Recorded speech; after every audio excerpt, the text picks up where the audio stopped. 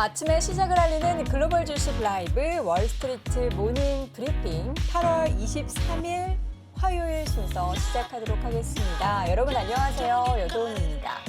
자, 오늘 출근길 비가 내리고 있습니다. 서울 경기 지역은 오늘 계속해서 비 소식이 있고요.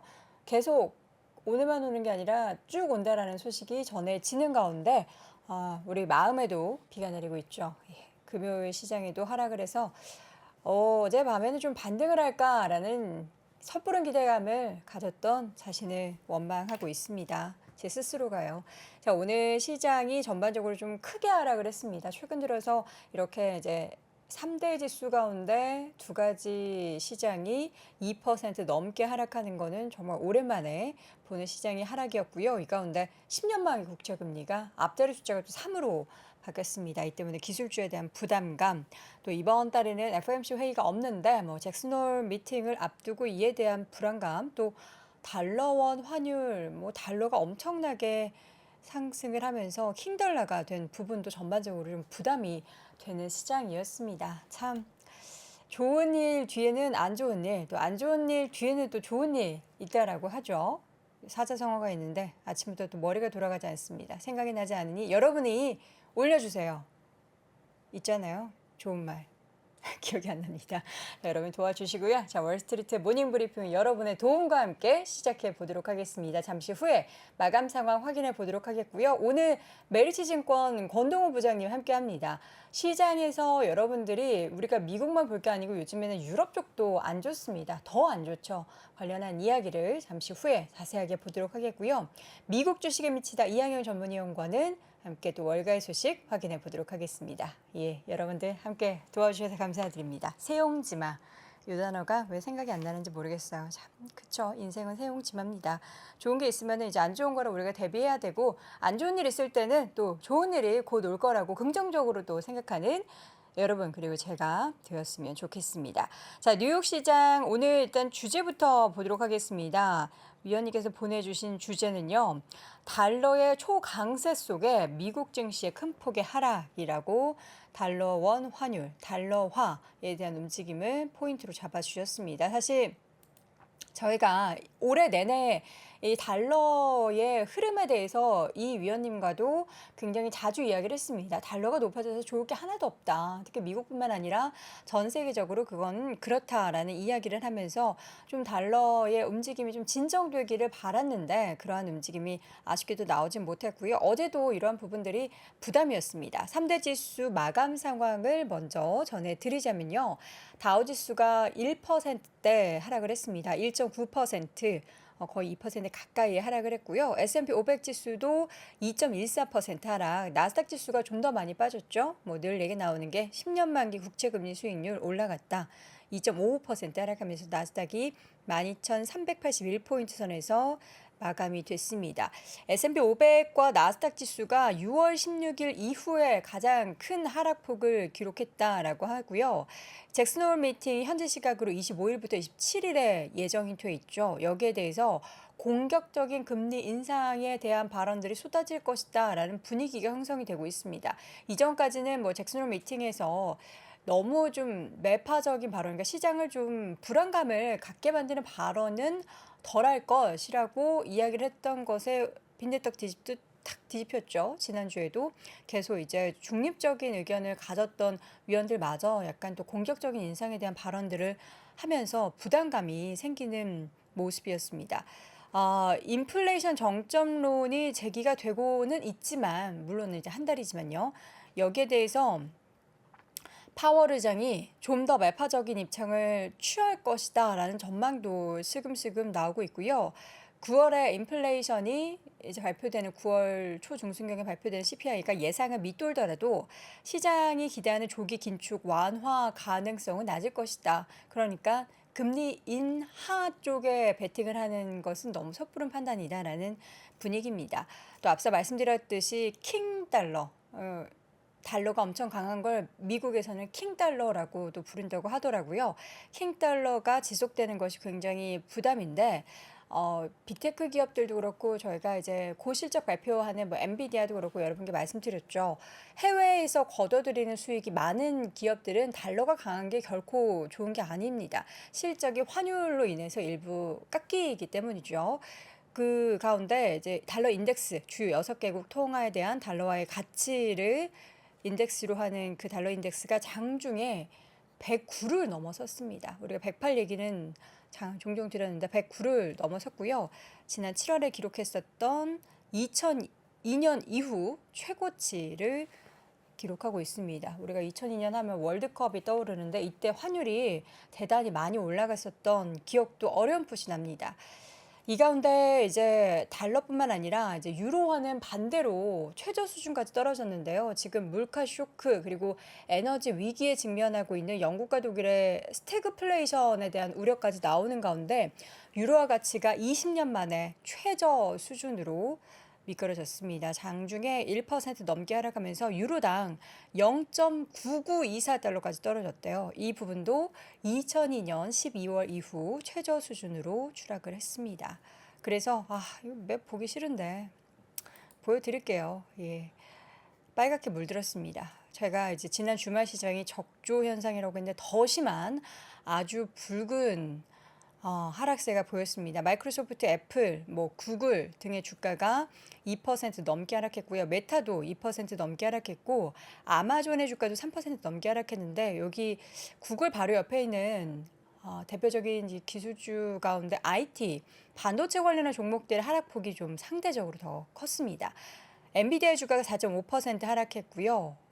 마이크론의 주가도 3.6%, 퀄컴도 4% 넘게 하락하면서 오늘 우리 시장에서 또 반도체주들이 얼마나 영향을 받을까, 그에 대한 좀 불안감을 갖게 만드는 시장이었습니다. 그나마 좀 선방한 거는 요럴 때 이제 방어적인 성격을 가진 종목이나 이제 가치주 성격을 가진 종목들이 좀 반등을 하거나 좀 버티는데 헬스케어, 뭐 에너지 쪽만 살짝 초록불이나 약간 이제 벌건디 컬러 덜 빠진 그런 움직임들이 보였고요. 전반적으로 다 안 좋았습니다. 테슬라 주가도 하락했죠. 이게 근데 주가를 하락시킬 요인인지 아닌지는 모르겠지만 테슬라가 그 자율주행 관련된 소프트웨어 가격이 그동안 이제 1,200달러였는데 이번에 업데이트했다. 그러니까 업데이트한 만큼 우리 가격 올린다. 이제 1,500달러로 올린다라고 발표를 했고요. 여기 이제 요 아래 보면은 또 다른 자동차 기업 중에서 포드가 일단 첫 번째 소식이 감원 소식 전했습니다. 미국과 캐나다에서 3,000명 정도 감원을 한다라는 소식 플러스 그리고 지금 어떤 판결이 있었거든요. 픽업 트럭 중에 하나가 지붕 강도를 중심으로 해서 그러니까 그 치명적인 충돌 관련한 사건이 있었습니다. 근데 이게 제가 뉴스를 보기에는 한 20년 된 차량이라고는 하는데 안정성 문제에 대해서 일단 제기가 될 만한 사항인지 여부는 조금 더 지켜봐야 될 것 같은데 어쨌든 감원 소식과 이러한 판결 관련된 내용에 대해서 주가가 영향을 받은 모습이었습니다. 밈 주식도 전반적으로 하락했습니다. 밈 주식 뭐 베드베스앤비욘드, 뭐 게임스타, AMC 등의 종목들은 하락을 했고요. 이 가운데 이제 넷플릭스나 뭐 디즈니도 모두 하락했는데 넷플릭스가 6% 넘게 하락했고 디즈니는 3.5% 하락했는데요. 넷플릭스 투자액이 하향 소식이 전해졌습니다. 더 이상 성장주가 아니다라는 부분들 언급되면서 목표 주가도 245달러에서 기존 238달러 목표 주가 하향 소식이 전해졌고요. 또 이제 준비디오 실적 발표도 있었고 도큐사이니까 이런 대표적인 종목들은 코로나 시기에 수혜를 받았던 기업들이죠. 도큐사이는 그 온라인에서 서명을 할 수 있는 그런 시스템을 갖춘 기업이에요. 근데 뭐 회사에 대한 좀 부정적인 평가도 있지만 어쨌든 실적에 대한 우려로 목표가를 하향 조정을 했고 여행주들도 전반적으로 안 좋았습니다. 뭐 크루즈, 항공, 리조트 관련된 종목들이 전반적으로 2에서 많게는 4%대 하락을 했습니다. 예, 그만 보시죠. 네, 뭐 저 빨간 거 더 봤자 눈만 아프고 좋지 않습니다. 초록색일 때는 많이 보여드리면 이제 여러분들이 초록색을 보면 시력이라도 좋은데 빨간색과 맵을 계속 보여드리고 있자니 제가 다 송구스럽습니다. 전반적으로 하락했던 시장 분위기 우리가 뭐 일일비는 하지 말아야 하는데 지금 시장은 불안감, 부정적인 이슈가 다시금 굉장히 시장에 영향을 많이 미치고 있는 시기는 맞는 것 같습니다. 이 부분에 대해서 잠시 이어지는 심층 인터뷰 그리고 월가의 소식에서 전반적으로 확인해 볼 텐데요. 먼저 메리츠증권 권동우 부장과 함께 잠시 후에 좀 더 이야기 나눠보시죠. 일할 때 중요한 거요? 매일 끊임없이 쏟아지는 경제 이슈들에 맞춰서 빠르게 콘텐츠를 만들려면요, 이 신속한 의사결정이 중요하죠. 거기에다가 매일 계속되는 라이브 진행을 위해서 멤버들끼리 빠르게 소통하고 협업하는 거 이것도 중요하죠.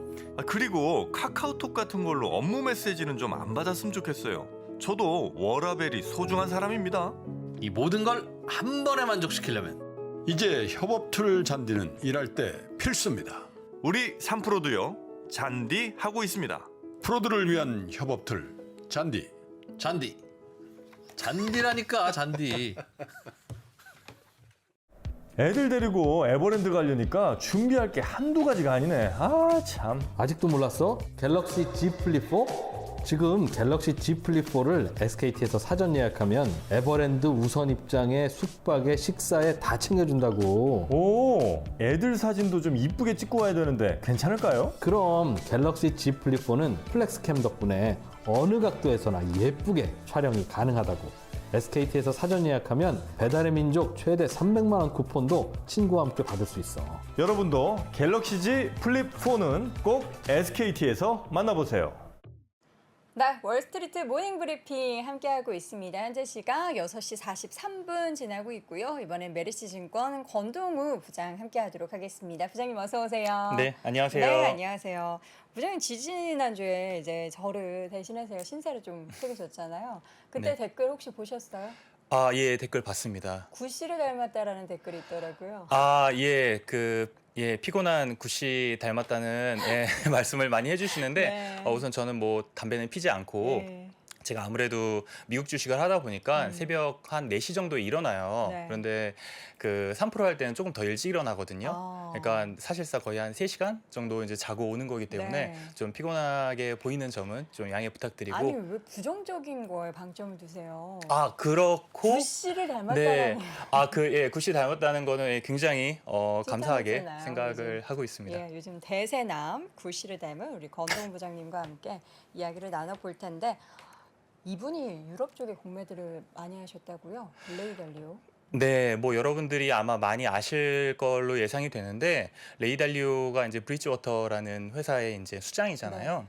근데 이제 이번 1분기 때 이제 유럽에 대한 이제 공매도를 굉장히 이제 크게 하고 네. 그리고 2분기에 공매도를 또 거둬들였어요. 네. 이거를 저희가 어떻게 확인할 수 있었냐면 미국에서 이제 13F라고 해서 13F죠. 그 공시가 어느 일정 수준의 자산을 갖고 있는 이제 투자자 같은 경우는 자기의 이제 포트폴리오를 분기에 한 번씩 공개를 해야 됩니다. 네. 그러면서 이제 브리지워터의 이제 현재 상황도 이제 볼 수가 있었는데 하나 이제 아셔야 될 거는 이게 이제 45일 전이에요. 그쵸. 45일 전 지금 상황이기 때문에 지금이랑은 좀 안 맞을 수도 있다고 보시면 되는데 네. 그것보다는 이번에 이제 브리지워터가 공매도를 청산을 하긴 했습니다. 유럽에 대해서. 그런데 과연 지금 이대로 끝낼 수 있을지는 조금 두고 봐야 된다는 거죠. 왜냐하면 유럽의 상황이 많이 안 좋아지고 있기 때문입니다. 그렇죠. 자, 그렇다면 이제 브리지워터 쪽에서 유럽의 공매도를 대거 청산을 했는데 얼마나 지금 요 차트를 보면서 한번 이야기를 나눠보도록 하죠. 네, 브리지워터는 1분기 말 기준으로 봤을 때 한 105억 달러 정도 지금 공매도를 했습니다. 네. 그게 보면 한 14조 원 정도 되잖아요. 근데 브리지워터가 이제 퓨어 알파 펀드 운용하는 규모가 100조 원이 넘습니다. 네. 근데 어떻게 보면 이제 해지용으로 들어갔을 가능성이 높은데 1분기 때 공매도를 했기 때문에 2분기 때까지 굉장히 많이 빠졌거든요, 주가가. 그렇기 때문에 이제 2분기 때 걷어들였어도 수익이 이제 많이 났겠죠. 그래서 6월 말에 봤더니 한 8억 4,500만 달러 정도 되니까 우리나라 돈으로 한 1.2조 원 정도만 남겨두고 네. 전부 다 공매도를 지금 청산한 겁니다. 3개의 주식만 남겨뒀어요. 이게 방코 산탄데르 스페인 은행, 에어 리퀴드 이게 프랑스 산업용 가스 만드는 회사고 ING 그룹 우리들이 알고 있는 그 ING입니다. 그래서 그 이들의 그 올해부터 주가 추이를 한번 비교해 보니까 계속 하락했는데 6월 중순부터 반등을 또 했잖아요. 네. 그럼에도 불구하고 요 세 개 회사는 제대로 반등을 못하고 다시 또 하락을 보이고 있습니다. 어떻게 보면 레이달리오가 지금 잘 하고 네. 있는 거죠. 지금 이 상황에서 그러면 왜 이렇게 유럽 주식을 브리지워터 쪽에서 공매도를 많이 하고 있느냐는 유럽이 그만큼 상황이 안 좋기 때문이다로 네. 결론을 내릴 수 있잖아요. 네, 맞습니다. 어떻게 얼마나 안 좋은 거죠? 뭐 여러분들이 다 알고 있는 뭐 에너지 위기 지금 뭐 그걸로 인해서 이제 경기 둔화도 오고 있고 유로화 약세도 지금 진행이 되고 네. 뭐 금리를 올려야 되는데 지금 미국만큼 금리를 강하게 올리지 못하다 보니까 미국과의 지금 금리 차도 확대되는데 네. 그렇다고 지금 전쟁이 끝날 기미가 안 보이잖아요. 그렇죠. 근데 이 중에서 어떻게 보면 가장 중요한 거는 에너지 가격입니다. 뭐 여러분들이 뭐 지난주 이제 꽤 오랫동안 이제 보셨기 때문에 다 아시겠지만 뭐 지금 에너지 가격이 굉장히 이제 주식시장에 많은 영향을 지금 주고 있고 그 이제 이 영향이 비단 유럽뿐만 아니라 미국도 굉장히 큰 영향을 주고 있습니다. 이게 이제 블룸버그에서 갖고 온 이제 차트인데 요 하얀색으로 된 차트가 WTI 차트를 반대로 해놓은 거예요. 그리고 요 파란색 요 차트가 에너지를 제외한 S&P 500의 차트입니다.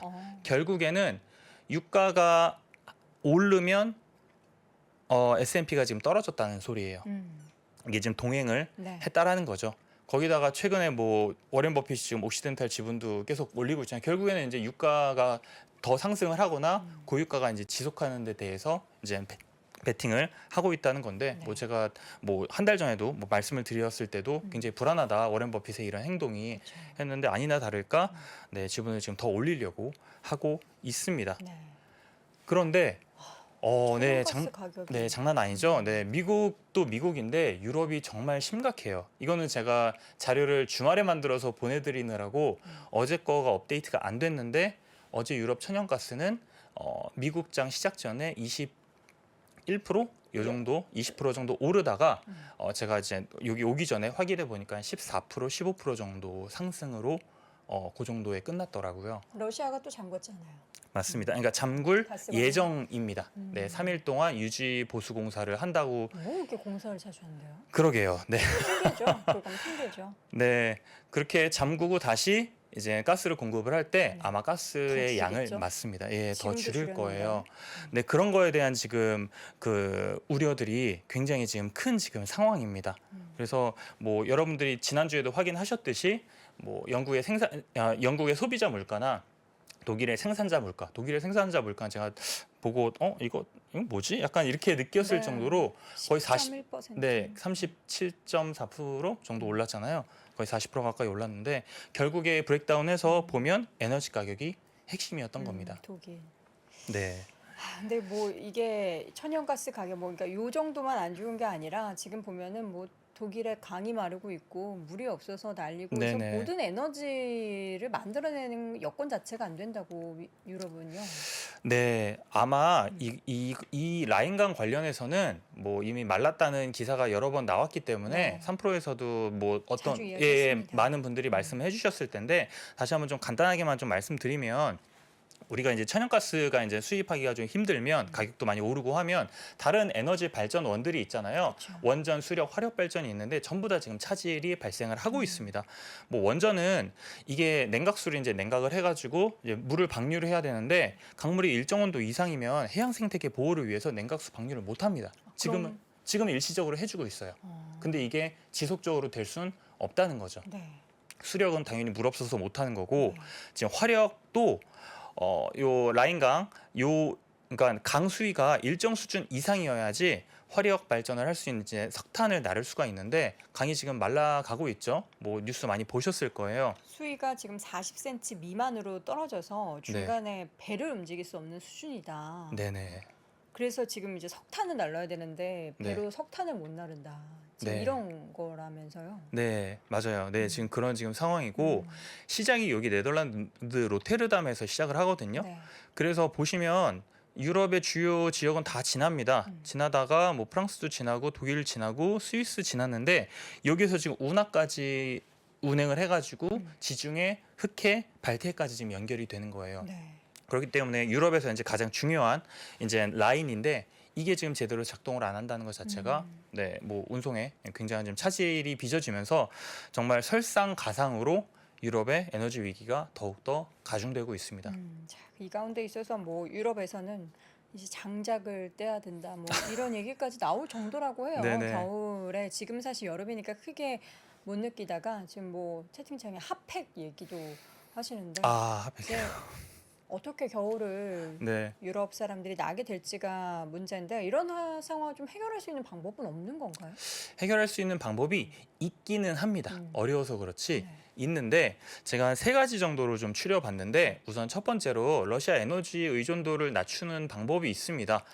그런데 어렵죠? 그러니까 낮춰서 어느 쪽 딴 데서 그거를 가지고 와야 되잖아요. 그 낮춘 만큼 네. 그게 가능한지가 중요하잖아요. 그래서 제가 요 지금 그림을 갖고 왔는데 천연가스 생산자를 보시면 러시아가 굉장히 커요. 그렇죠. 뭐 당연히 유럽에 공급을 하니까 크겠는데 그 다음에 이제 미국이 크고 그리고 이제 LNG로 이제 뭐 카타르 이런 데서 이제 LNG 수출하고 막 그렇게 하는데 요 지도를 보시면 요 러시아와 인접해 있는 국가들은 대부분 다 천연가스의 그 러시아 의존도가 50%가 다 넘습니다. 근데 이 국가들은 파이프로 지금 다 받았던 국가들이잖아요. 네.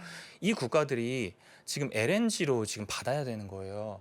이 인프라 시설도 지금 잘 안 돼 있습니다. 그렇죠. 그러면 뭐 장기적으로 봤을 때 이제 대체는 될 수도 있겠지만 단기적으로 봤을 때는 대체하기가 이제 굉장히 지금 힘들 지금 가능성이 높기 때문에 가스 가격이 좀 장기간 높은 수준을 유지할 가능성이 높다고 봐요. 이거는 이제 러시아에서 가스를 제대로 못 받아도 그렇고 LNG로 받아도 그렇고 다 마찬가지입니다.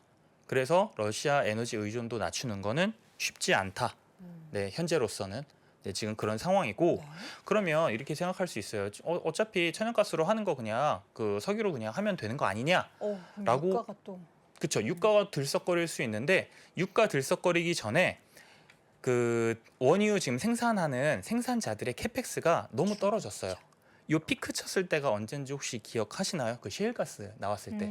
그때 이때 캐펙스 막 때려 박았다가 다 도산하고 난리 났었잖아요. 그래서 더 네. 확대하기 쉽지가 않죠. 더 확대하기가 쉽지가 않아요. 그리고 어제 사우디가 또 이런 얘기를 했어요. 오펙 플러스에서 오히려 감산을 할 수도 있다라고 얘기를 한 것 자체가 고유가를 유지하는 게 본인들한테는 굉장히 중요한 거예요. 생산 늘리는 것보다 생산 늘리는 캐파도 안 되는데 고유가 유지하기 위해서 조금 감산할 수도 있다라는 코멘트를 지금 할 정도로 이것도 지금 쉽지 않습니다. 거기다가 인프라도 당연히 안 돼 있겠죠. 천연가스로 그 발전하다가 원유로 하려고 하면. 그리고 마지막으로는 에너지 결국에는 그래가지고 에너지 수요 제한해야 되는 거 아니냐 지금 이런 얘기가 나오는 거예요.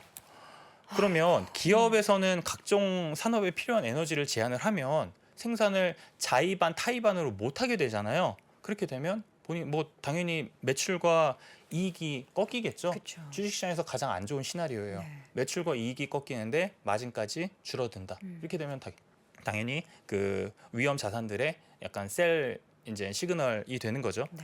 뭐 가정들은 그냥 여름과 겨울에 뭐 온도 제한을 하면 돼요. 하면 아니 되는데 하면 되다니요. 너무 간단하게 말씀하시는 거 아닙니까? 여름에는 더워 죽겠고 겨울엔 추워 죽겠으면 그게 사는 겁니까? 네 맞아요. 네. 이렇게 되면 삶의 질이 하락하는데 그럼요. 이게 쿠데타 일어납니다. 네 이게 직접적으로는 주식시장에 영향을 안 줄 수도 있지만 간접적으로는 그렇게 줄 수가 있어요. 전 부정적으로. 직접적으로도 있을 것 같아요. 더워 그래요? 죽겠는데 열받아 서 주식 투자할 정신이 없을 것 같고 어떻게 손 호호 불면서 HTS, MTS 만질 수 없잖아요. 네네. 네, 그리고 내가 먹고 살기 힘든데 무슨 주식 투자입니까? 네 그러면 제 의견은 간접에서 직접적인 걸로 바꾸겠습니다. 전체적으로 영향을 크게 미칠 것 같아요. 네. 이러다 보니까 네. 유로화가 앞에서 이제 그 앵커님께서 말씀하셨던 것처럼 1유로가 깨졌습니다. 이것도 네. 제가 이제 주말에 만드느라고 이제 지난주 금요일 기준으로 이제 보내드렸는데 그렇죠.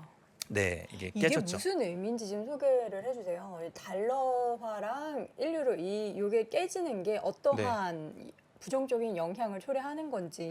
이게 그 미국 같은 경우는 금리를 올릴 수 있는 지금 체력이 좀 되잖아요. 네. 근데 지금 그 유럽은 경제 상황이 더 안 좋은데 그 금리를 올릴 수 있는 체력이 훨씬 안 됩니다. 그렇기 네. 때문에 미국과 유럽의 지금 금리 차가 이제 계속 벌어지면서 통화가 이제 약세로 갈 수밖에 없는 거죠. 어떻게 보면 이거는 일본의 엔화 약세 되는 거랑도 약간 비슷하게 보실 수가 있어요. 네. 결국에는 전부 다 경제와 주식시장의 부정적인 시그널이라고 보시면 됩니다.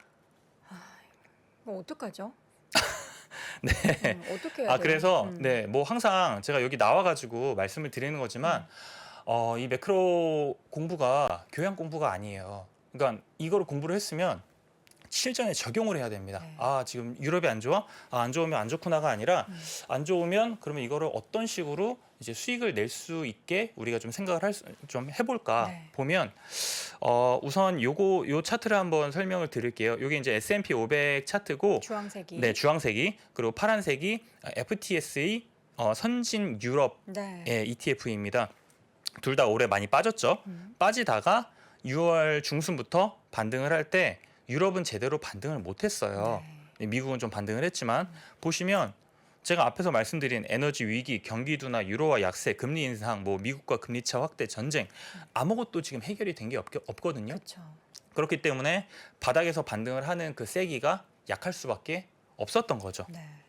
그래서 저는 이 결국에는 만약에 미국 대비해서 유럽이 상대적으로 좀 더 부진하다고 생각이 든다면 미국을 롱을 잡고 유럽을 숏을 잡아서 요 스프레드가 벌어지는 거에 좀 투자를 하는 것도 괜찮은 방법이라고 생각을 합니다. 이제 모든 사람들이 대부분 다 떨어졌으니까 저가 매수만 말씀을 하시는데 하락장이나 이렇게 누군가가 올라가고 누군가가 내려가는 게 좀 어느 정도 눈에 보이는 상황에서는 사실 둘 간의 스프레드 벌어지는 요 차이를 먹는 그 전략도 이제 괜찮거든요. 어떻게 보면 이제 헤지펀드들이 이제 많이 사용하는 전략이고, 뭐 저도 이제 이런 식으로 이제 운영을 하고 있는데, 이거를 투자하실 때 조금 주의하실 거는 한 배짜리 ETF로 투자를 하면 사실상 절반밖에 투자를 못 하게 돼요. 이게 100만 원 어치를 투자를 하면 50만 원 롱, 50만 원 숏이잖아요. 네. 그거는 50만 원 포지션에 대한 투자라고 보시면 돼요.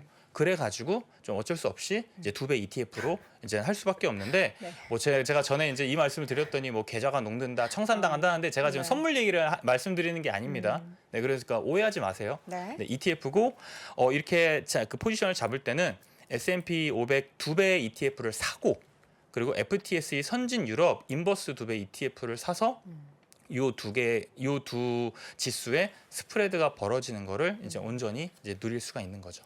이러면 이제 또 3배짜리를 찾으십니다. 많은 분들이. 네, 3배짜리를 찾으실 수 있는데 유럽은 3배짜리 인버스가 없습니까? 없습니다. 네. 미국은 있습니까? 네, 미국은 있습니다. 미국은 레버리지도 3배짜리가 있어요. 네네네, 3배짜리가 있어요. 그래서 뭐 저도 이제 2배짜리, 3배짜리를 이제 다 전부 다 이제 활용해가지고 하고 계십니다. 네, 하고 있고요. 뭐 S&P 그러니까 다우랑 이제 나스닥의 이제 갭이 이제 차이가 나는 거를 이제 먹는 거죠. 네. 뭐 어제 같은 경우도 이제 1% 정도 이제 벌어졌잖아요. 근데 그 갭을 먹는다고 보시면 돼요. 지난번에도 이제 저희 롱숏 전략 이야기하실 때 참 얘기들이 많았습니다. 이게 네.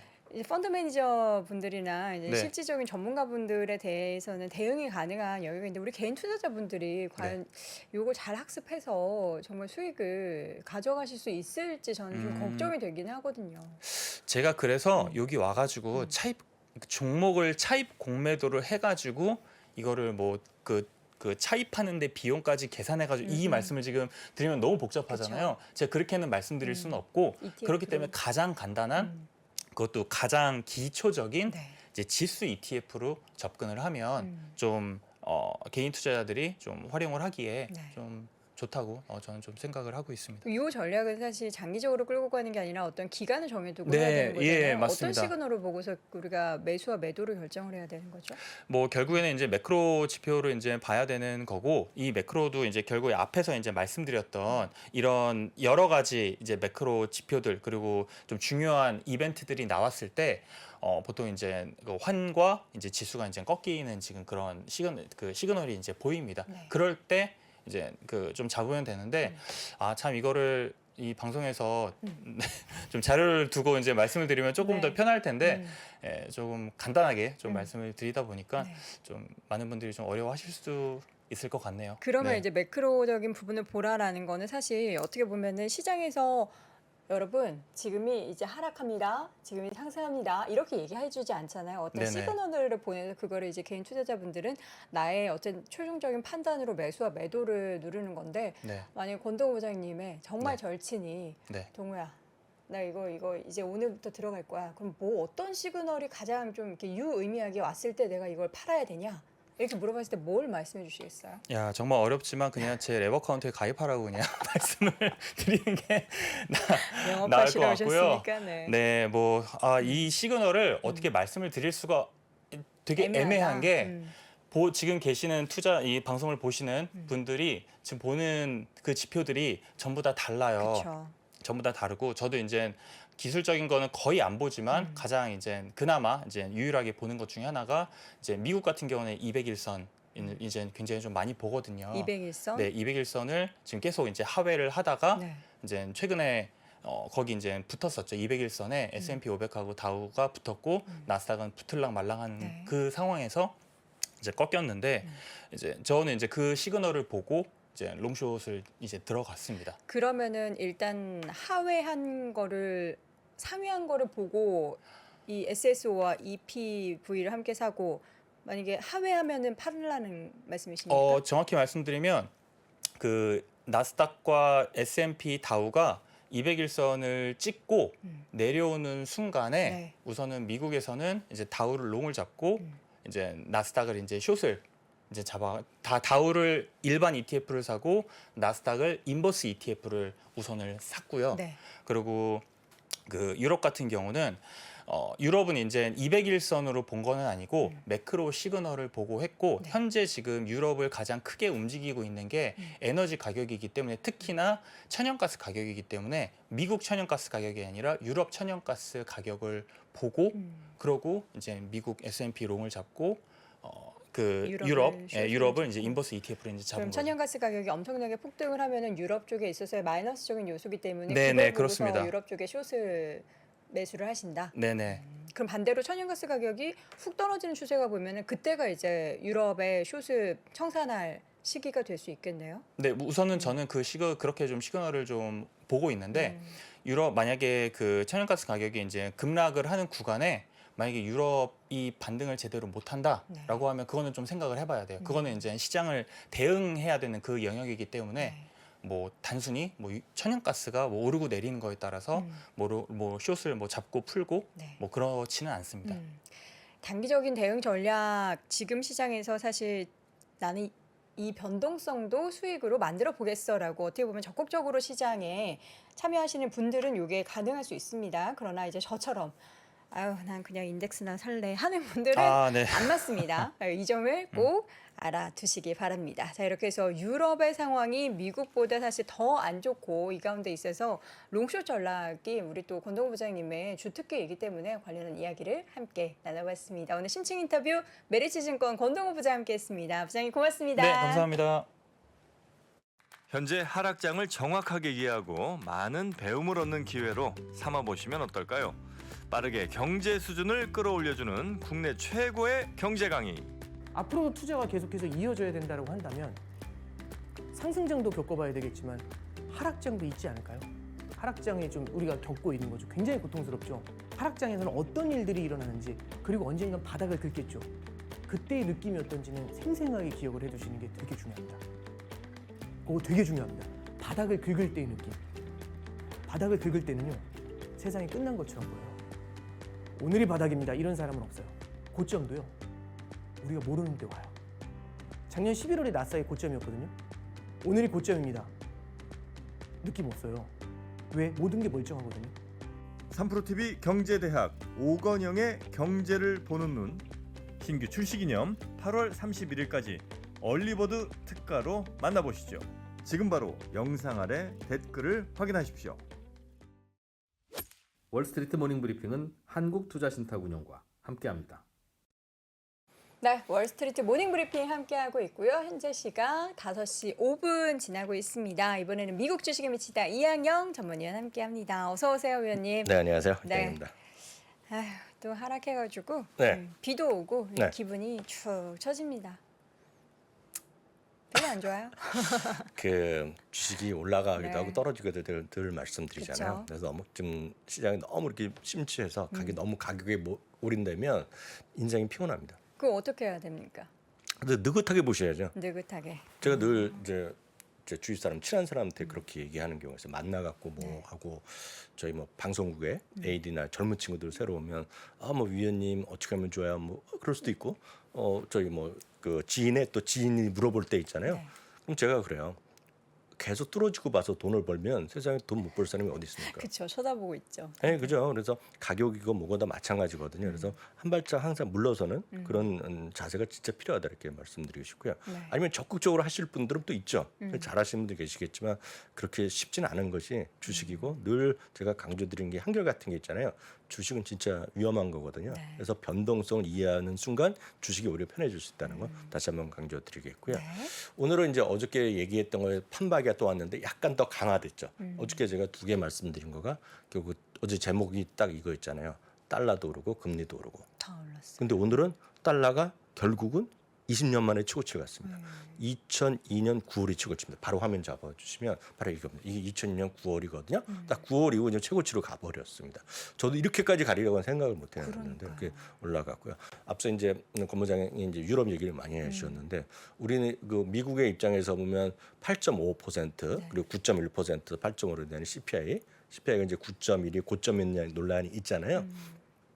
아까 그런 얘기 하셨는지 모르겠지만 지금 영국 같은 경우는 내년 1, 2월을 얘기하고 10% 훨씬 넘는 쪽을 얘기하고 있거든요. 그게 바로 이제 천연가스에서 나오는 거죠. 바로 천연가스 딱 이거거든요. 천연가스가 지금 2008년 7월 이후 최고치입니다. 그래서 우리는 별로 이렇게 못 느끼잖아요. 그렇죠. 우리 겨울에 추워서 무슨 땔감 그 석유가 없거나 뭐 가스가 없어갖고 올 겨울에 추위 엄청 떨 거라는 별로 생각 솔직히 안 하시죠.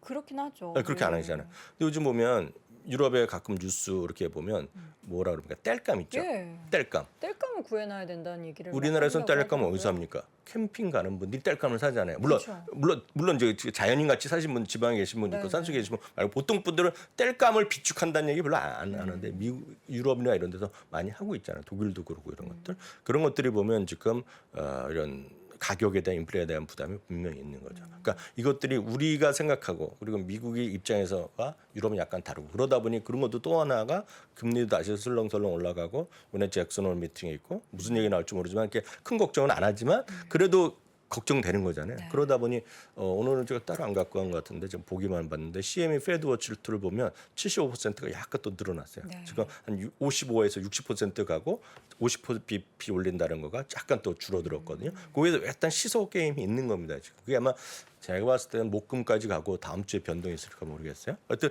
그런 것들이 지금 시장에서 뭐라고 할까요? 어떤 변동성의 직접적인 요인으로 가져오고 있고 그것이 한편에서 금리 그리고 뭐 이런 것과 같이 맞물리는 모습이 되겠고요. 그것이 앞서 보여드렸던 우리가 보여드리는 거가 이제 변동성 지수잖아요. 우리가 변동성 지수라고 쓰긴 쓰고 우리가 읽기는 공포 지수라고 읽잖아요. 공포 지수는 15.8% 올라가면서 24포인트 정도까지 올라갔거든요. 바로 이 부분인데 이런 것들이 결국 이건 시장의 심리를 그럼 보여주는 것이다라고 이해하시면 되겠죠. 네. 자, 시장에서 사실 오른 종목을 찾기가 너무 어려웠죠. 네, 빠진 맞습니다. 종목들이 훨씬 많았고 오른 종목은 여기 이제 보여주신 자료에 의하면 26개밖에 안 됐다. 25개, 6개밖에 없어요. 초록색이 별로 안 보이고 그쵸. 뭐 그 색깔이 없는 것 자체가 거의 없잖아요. 그리고 네. 대부분이 빨겠는데 미리 말씀드리면 그나마 약간 위안을 드리면 좀 시간의 상황 같이 보면 시간에서 약간 좀 반등. 오, 다행이네요. 약간 다행인데 늘 저도 알고 여러분들도 아는 거죠. 이게 시간이니까 큰 의미가 있다? 별로 없어요. 다만 이제 심리적으로 약간 떨어졌기 때문에 약간 좀 반등을 시도하고 있거나 하락이 멈춘 정도라고 일단 보셔야 되겠고요. 네. 이런 것들이 큰 의미가 없는 걸 알지만 보여드린 것은 너무 이렇게 걱정만 해서도 소용이 없다라는 걸 다시 한번 말씀드리겠습니다. 네. 종목별 네, 이슈 몇 가지 있죠. 특징주를 좀 몇 가지 보겠습니다. 넷플릭스가 이번 바닥에서 제일 많이 올라간 것 중에 하나입니다. 지금요. 넷플릭스가요. 오늘 6%가 떨어졌는데 CFR에서 중매에서 매도로 바뀌었어요. 네. CFR에는 미국 최대 독립 리서치 기관이라고 이해하시면 되겠습니다. 네, 그 중에 하나라고 보시면 돼요. 중립에서 매도로 바뀌었고요. 245에서 238 어떤 경쟁의 심화 이런 것들이 계속 나오는 거고 디즈니 실적 발표할 때 보여드렸지만 디즈니랑 그 디즈니 플러스죠. 네. 그리고 훌루랑 ESPN 플러스가 지금 넷플릭스보다 많아졌잖아요. 네. 그런 것들에 대한 이유 지금 넷플릭스는 지금 설렁설렁 좀 쉽지 않다고 보고 있고요. 세일즈포스. 세일즈포스는 저는 이번 주에 최대 관심이 세일즈포스고 또 다른 문제는 엔비디아를 관심 있는 분이 계시고 잠시 후에 보여드리겠지만 오늘 실적이 나온 게 있습니다. 여튼 세일즈포스가 3.6% 떨어졌는데 특별한 것보다는 앞서 11개 섹터가 다 떨어졌거든요.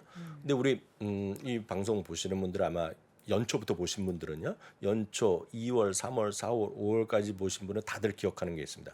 금리가 설렁설렁 올라가고 미국 달러가 올라가면 이유가 어찌됐건 기술주들이 잠깐 약한 모습 그쵸. 보이잖아요. 그런 흐름이 다시 조금씩 지난주 한 목요일부터 약간 재현되고 있다라는 정도 이해하시면 되겠습니다. 왜 지금 세일즈포스가 떨어지고 애플이 떨어져야 되냐 이런 것들은 의미가 없고요. 그 상태를 기억을 하실 것 같아요. 왜냐하면 대부분이 그 흐름은요. 세일즈포스가 3.6% 떨어졌습니다. 말씀드렸다시피 이번 주에 실적 발표가 있습니다. 엔비디아랑 같은 날 할 거로 알고 있고요. AMD가 3.2% 떨어졌습니다. AMD가 왜 3.2%를 떨어져야 되냐? 이걸 답을 할 사람이 없어요. AMD가 3.2% 떨어졌습니다. 엔비디아가 4.5%. 반도체주들이 더 많이 그렇죠. 떨어졌더라고요. 네, 마이크론 테크놀로지로 오늘 떨어지고 네. 이게 통칭 기술주가 더 떨어졌다. 그러니까 11개 sek터 중에서 오늘 제일 많이 떨어진 거가 3개가 있습니다. 기술주, 그리고 커뮤니케이션 서비스, 그리고 임의 소비재입니다. 그게 3개가 그중에 이제 성장주나 많은 개인분들이 선호한 것들이 많이 들어가 있죠. 그러니까 그런 것들이 오늘 좀 떨어졌다라고 일단 이해하시면 되겠습니다. 네.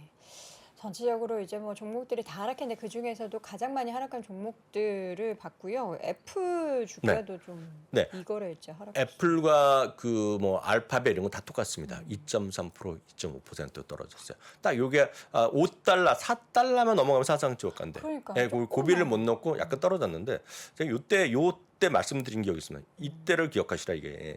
이게 보시면 겸손하지 않고 그냥 계속 올라갈 것 같지만 그냥 떨어지잖아요. 그러니까 지금도 이렇게 얼마 더 떨어질, 저는 그렇게 많이 떨어질 것 같지 않다고 저는 이제 내피셜로 생각하고 있지만 그런 것보다는 많이 올라갔기 때문에 약간 올라갈 때 못 올라갔기 때문에 약간 쉬는 그 정도라고 편안하게 이해하시면 좋을 것 같습니다. 네.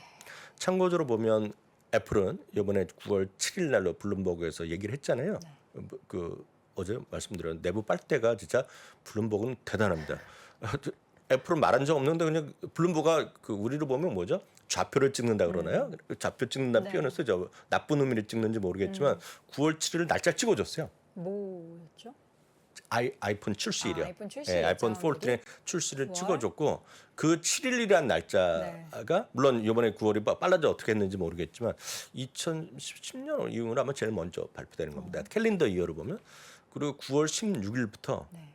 그것도 찍어줬어요. 9월 16일부터 물론 통상 그러지만 9월 16일부터 미국 기준이겠죠. 우리나라 출시될 우리나라는 통상 조금 늦게 2차 국이잖아요. 우리나라에서. 16일 날 출시를 또 여러분들 매장에서 살 수 있다고 판다. 그랬더니 하여튼 찍어줬어요. 역시 그것도요. 하여튼 애플의 2.3%고 말씀드렸다시피 이번에 아이폰의 초기 준비 대수는 작년보다 많다. 최소 한 9천만 대 이상을 갖고 오라 그랬다니까 모르겠고요. 상당히 애플 측에서는 기대를 하고 있는데 모르죠. 경험적으로 말씀드리면 그러니까 부사장님 하도 많이 얘기했던 애플은 사과는 가을에 맛있다는 거예요. 전통적으로 보면 7월과 8월이 올랐고요. 9월은 떨어졌어요. 10월은 또 제일 많이 올라간 달 중에 하나입니다. 그래서 7, 8, 90 하면 3개월, 4개월 중에 제일 많이 올라가던 그런 3개월이다라고 보셔야 되겠습니다. 이번에 어떻게 될지 모르죠. 지켜보도록 하겠습니다. 알파벳은 2.5%가 떨어진 것이 이번 시장의 특징이 되겠고요. 실적 발표 몇 가지 있었죠? 네, 팔로 알토는 우리한테 익숙하지 않지만 우리나라에도 대기업에 있는 분들 그리고 이쪽 IT 있는 분들은 다 아는 회사입니다. 그래서 전 세계에서 해킹 관련해서 그러니까 보안, 사이버 시큐리티 이런 데 보면 세계 최고의 기업 중에 하나라고 얘기를 많이 하는 겁니다. 그래서 우리가 이제 개인 소비자는 보통 모르지만 아마 그쪽 IT 있는 쪽 저희 뭐 방송국에서 그런 쪽 하시는 분들은 다 아시더라고요. 이 회사를요. 여튼 딱 보시면 미스가 몇 개 있지만 대부분 다 초록색이죠. 그쵸. 빚을 많이 했습니다. 매출 이익 다 맞췄고요. 특히 가이던스도 다 좋게 나왔어요. 예상 다 좋게 나왔고요.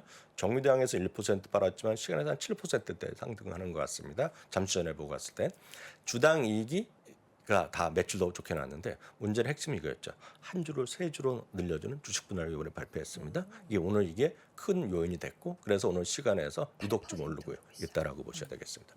다음은 이제 줌비디오인데요. 줌비디오는 딴판이죠. 이가 매출은 괜찮게 나왔어요. 매출은 거의 그 정도, 약간 모자랐지만 그 정도. 이건 약간 더 상회하는 정도 나왔는데 요 아래쪽 두 개죠. 요 아래쪽 요 두 칸이요. 요 두 칸이 전부 다 가이던스 쪽이거든요. 새빨갛게 나왔죠. 그러면서 가이던스를 낮춘 거, 눈높이를 못 맞춘 것뿐만 아니라 가이던스 전체를 연간 가이던스를 내려버렸어요. 거기에다가 오늘의 가장 큰 요인 중에 하나는 직접적인 이 얘기를 했습니다. 미국 달러가 부담된다. 네. 그런 얘기를 직접적으로 했고요. 그래서 정규장에서 2% 떨어지고 시간에서 좀 더 떨어지는 8%. 7-8% 떨어지는 그런 모습. 주가가 다시 2020년 초반으로 돌아갔네요.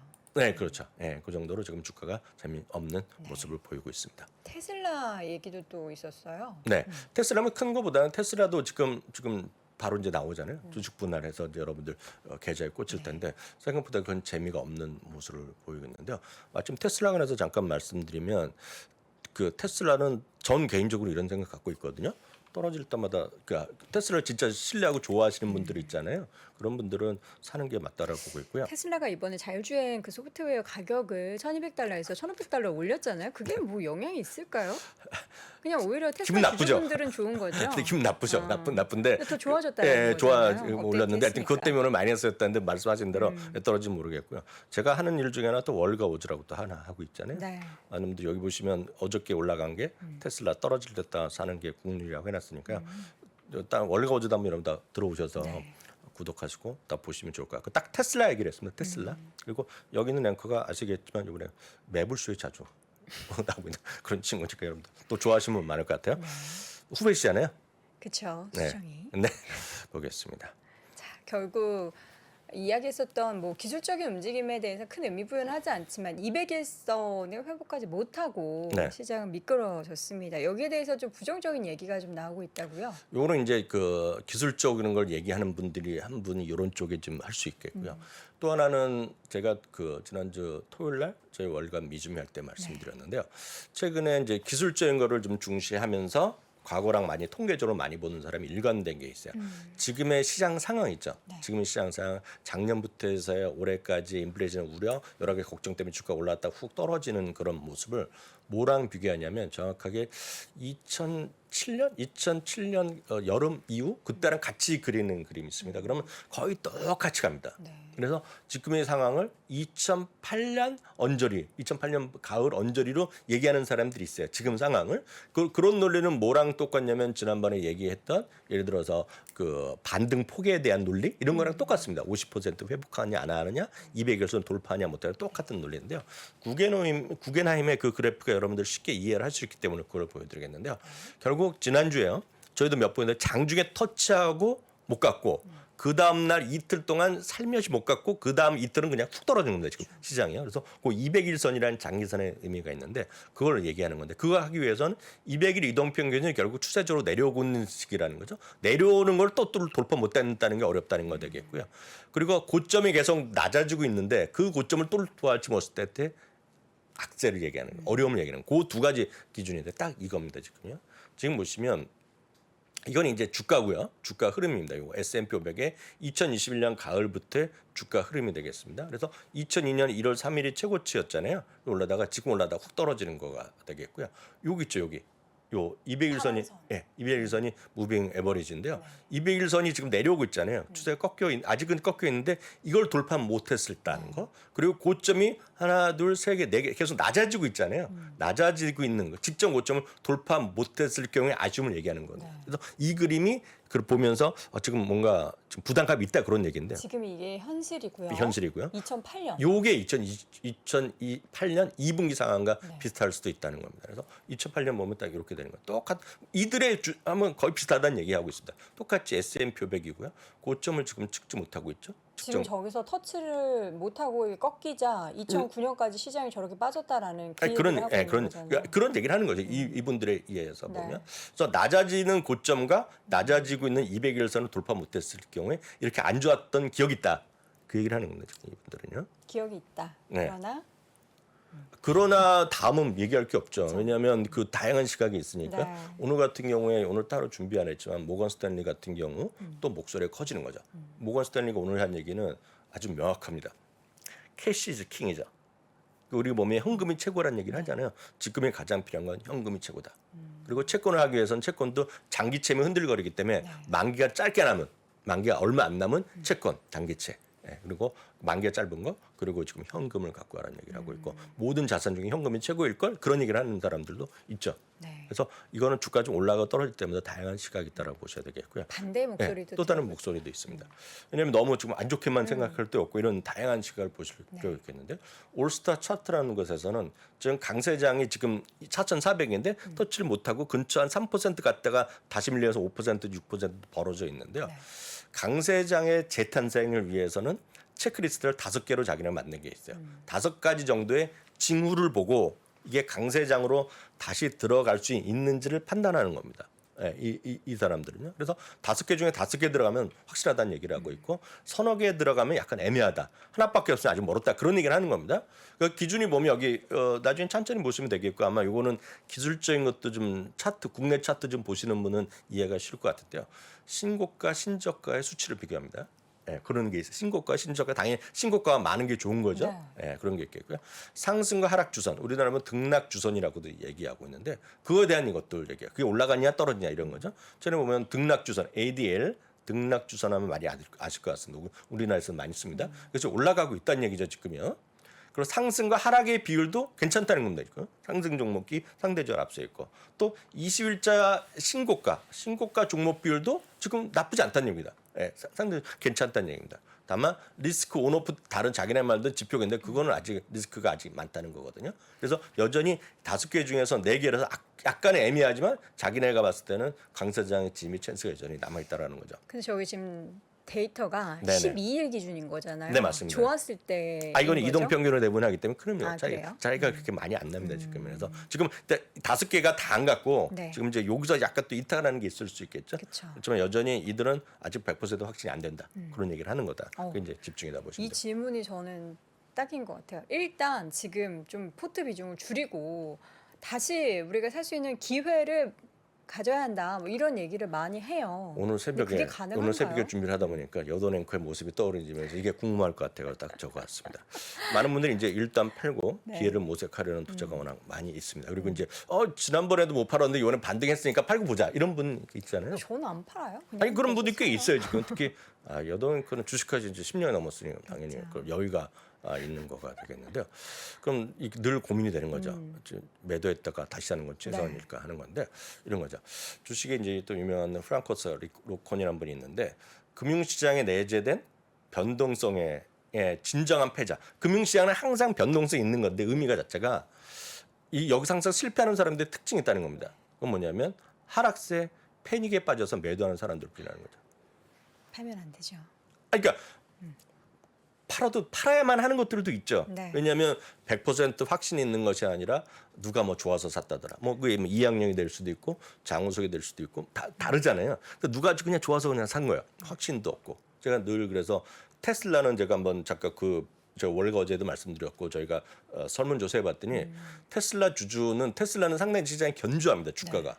미국도 마찬가지, 우리나라도 마찬가지. 왜냐하면 테슬라 국내 주주를 저희가 뭐 당은 하지만 거의 3,000분을 설문조사해봤더니 80% 정도는 확신이 넘쳐 있어요. 거기다가 전기차 뭐 얘기까지만 하면 이학영 위원님, 이 교수님 그건 아니죠. 우리한테 인공지능 있잖아요. 전문적인 수준은 전문적인 수준이 많아요. 그게 80% 정도 됩니다. 네. 그래서 흔들거리지가 않아요. 근데 어저께 잠깐 말씀드렸던 것 중에 하나가 토요일 날 말씀드렸는데 아이온큐 같은 거는 거기도 확신 가는 분들이 엄청 많아요. 근데 그건 한 50% 정도 됩니다. 그래서 그게 강도의 차이거든요. 그래서 그런 것들 내가 확신이 없. 테슬라도 마찬가지예요. 내가 그냥 100% 이번에 주식 분할 때만 샀다 그러면 머리가 아프거든요. 지금요. 그런 분들은 빠져나가는 거죠. 네. 기회를 봐서 잘 팔고 나올 뿐이니까 되겠는데요. 그래서 큰 틀에서 보면 어찌됐건 좀 투자자 입장에서 보면 장기 투자하는 분들은 패닉에 빠지냐 안 빠지냐가 중요하거든요. 그래서 이게 보시면 이 그림은 최근에 한 10번 동안에 보세요.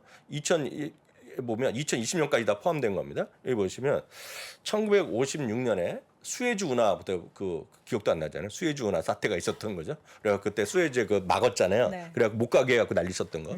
그 당시에 주가 18% 떨어졌다는 거예요. 1년 동안. 쿠바 미사일 사태 하면 미국 한복판에 직전에서 전쟁 날 뻔했대. 네. 이렇게 기회가 많았고 평균 30%가 떨어졌는데 5년 후에 가면 주가 어느 정도 됐는지 아세요? 그것까지만 보고 오늘 끝내겠습니다. 파란색을 거쳐. 평균 110% 올라갔다는 거죠. 뭐죠?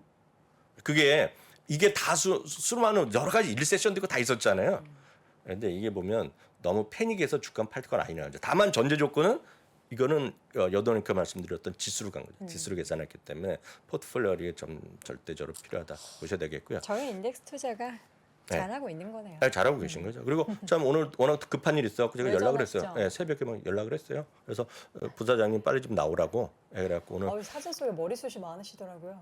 그러니까 좀 심어준 모양이죠. 그래서 잠시 8시 한 25분 정도에 오늘 갖고 오는 부사장 같이 외전을 진행하니까 궁금하신 거 있어요? 많으실 것 같아요. 그래서 오시면 이런저런 얘기 나눠드리도록 하겠습니다. 네, 시장 하락에 대해서 불안감과 또 궁금증 많으실 텐데 잠시 진행되는 미주 예전은 미국 주식에 미치다 유튜브 채널에서 확인해 보실 수 있습니다.